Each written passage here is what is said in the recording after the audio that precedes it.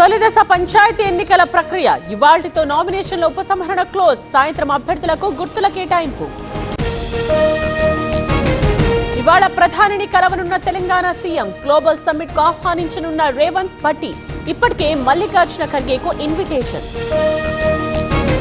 Telangana rising global summit కు ఆహ్వానాలు. రేపు వివిధ రాష్ట్రాలకు వెళ్లనున్న తెలంగాణ మంత్రులు.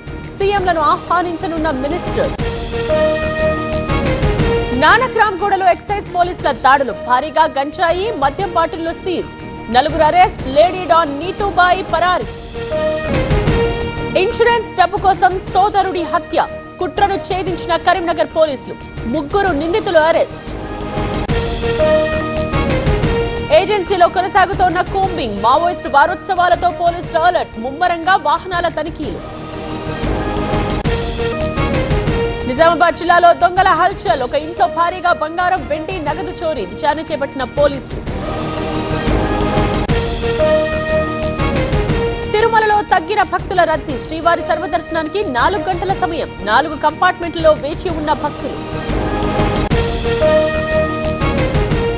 అల్లూరి పాడేరు ఏజెన్సీలో చలి తీవ్రత. దట్టంగా అలుముకున్న పొగమంచు. అరకులో 11 డిగ్రీల ఉష్ణోగ్రత నమోదు. ఏపీలో స్క్రాప్ టైఫస్ కలకలం. చిత్తూరు, కాకినాడ, విశాఖ జిల్లాల్లో కేసులు. 3 రోజులు జ్వరం ఉంటే బి అలర్ట్. బత్తినయ్య కోనలో దారి తప్పిన భక్తులు. భక్తవత్సల ఆలయానికి వెళ్లిన శివ భక్తులు. 12 గంటల పాటు గాలించి రక్షించిన అధికారులు. యాదాద్రి జిల్లా రాజపేట గురుకుల హాస్టల్లో ర్యాగింగ్. 10th విద్యార్థులపై ఇంటర్ విద్యార్థుల దాడి. క్రికెట్ బ్యాట్స్ తో కొట్టుకున్న స్టూడెంట్స్.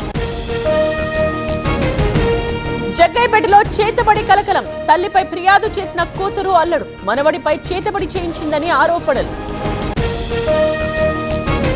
తీరం దాటిన అల్పపీడనం. మరో 48 గంటల పాటు అతి భారీ వర్షాలు. చెన్నైలో నీట మునిగిన పలు ప్రాంతాలు. భక్తులతో కిక్కిరిసిన తిరువన్నామలై. స్వామి దర్శనానికి 10 గంటలకు పైగా సమయం. సాయంత్రం కొండపై కార్తీక మహాదీపోత్సవం. ఎస్ఐఆర్ పై విపక్షాల ఆందోళనలు. 9న లోక్సభలో చర్చించాలని నిర్ణయం. 8న వందే మాతరంపై చర్చ.